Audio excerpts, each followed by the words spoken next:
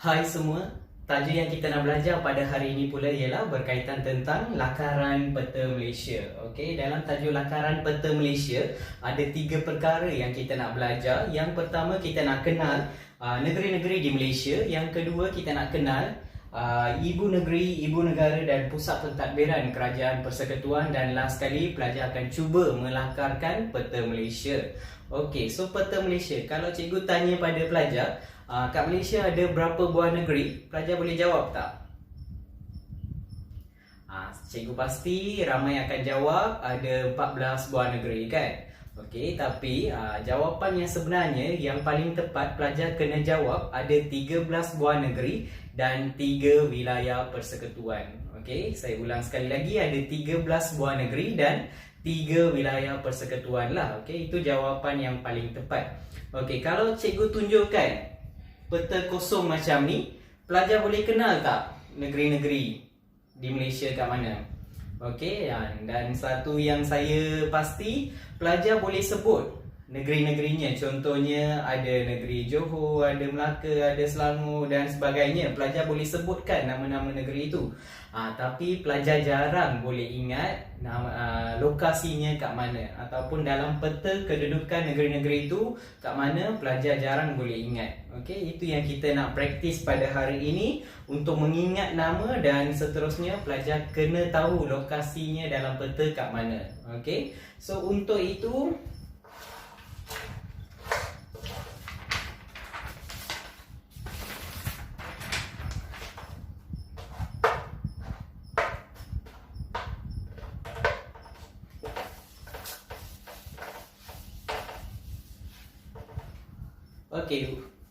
untuk itu kita kenal dulu negeri-negeri di Malaysia. Yang saya kata ada 13 buah negeri dan 3 wilayah persekutuan kan. Okey, bermula dari atas, kita tengok kat sini. Okey, atas sekali kat sini adalah negeri Perlis. Okey, kita mula dari atas, lepas tu kita akan pusing lah. Okey, negeri Perlis yang warna hijau ni negeri Kedah.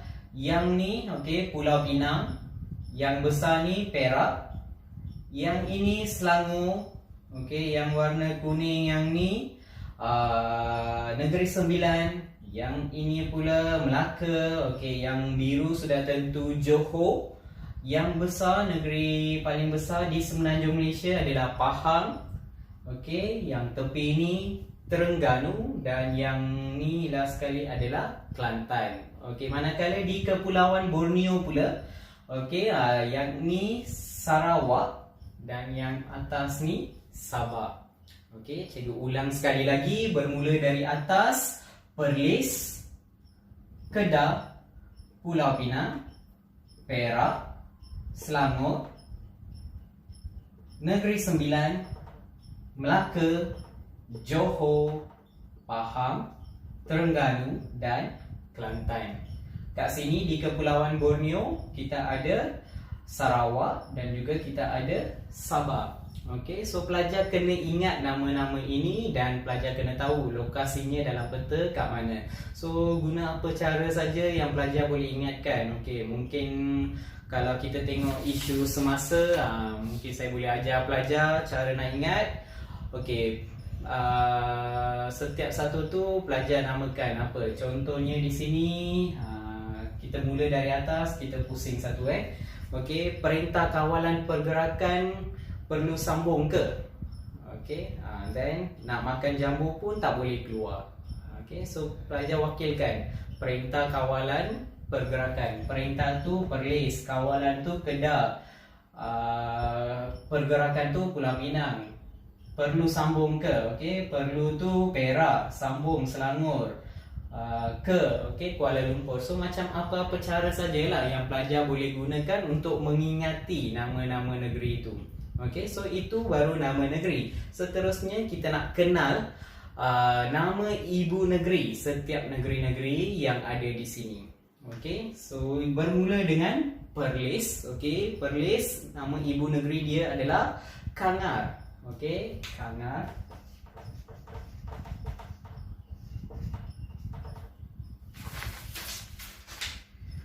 Okey, yang kedua Kedah. Okey, Kedah, Alor Setar. Yang ketiga, Pulau Pinang. Nama ibu negeri dia Georgetown. Yang keempat, Perak. Okey, Ipoh. Yang kelima, Selangor. Shah Alam. Okey, Selangor Shah Alam, bukan Kuala Lumpur. Kuala Lumpur adalah ibu kota kita. Okey, bukan ibu negeri bagi Selangor. Okey, yang keenam. Okey, kat sini kita ada Negeri Sembilan. Okey, Negeri Sembilan, ibu negeri dia Seremban. Yang ketujuh, Melaka. Melaka senang je, Bandaraya Melaka. Okey, yang ni nombor 8, Johor. Siapa tak tahu Johor, Johor Bahru.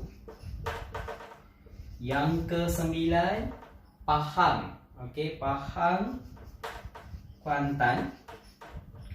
Yang ke-10, Terengganu, Kuala Terengganu.